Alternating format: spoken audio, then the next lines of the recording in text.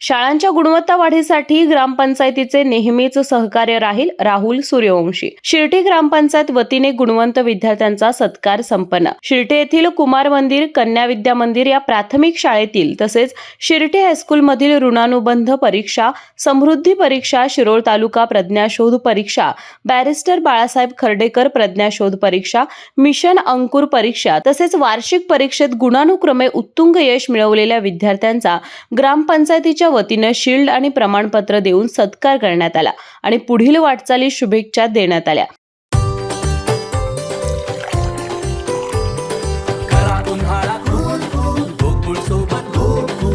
गोकुळ सोबत गोकुल.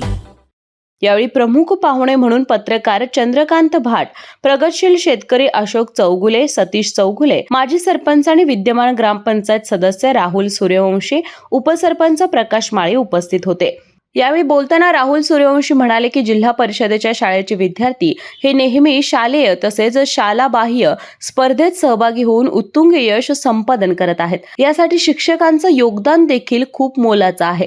शिर्टी ग्रामपंचायतीच्या सहकार्याने विद्यार्थ्यांच्या शारीरिक आणि बौद्धिक गुणवत्ता वाढीसाठी कराटे स्पर्धा, अबॅकस क्लासेस, जलतरण सराव यासह विविध उपक्रम राबवले जात आहेत. या गुणवत्तापूर्ण शिक्षण देणाऱ्या जिल्हा परिषदेच्या शाळा टिकण्यासाठी सर्वच पालक तसेच जबाबदार घटकांनी पुढाकार घेणं गरजेचं आहे, असं ते म्हणाले.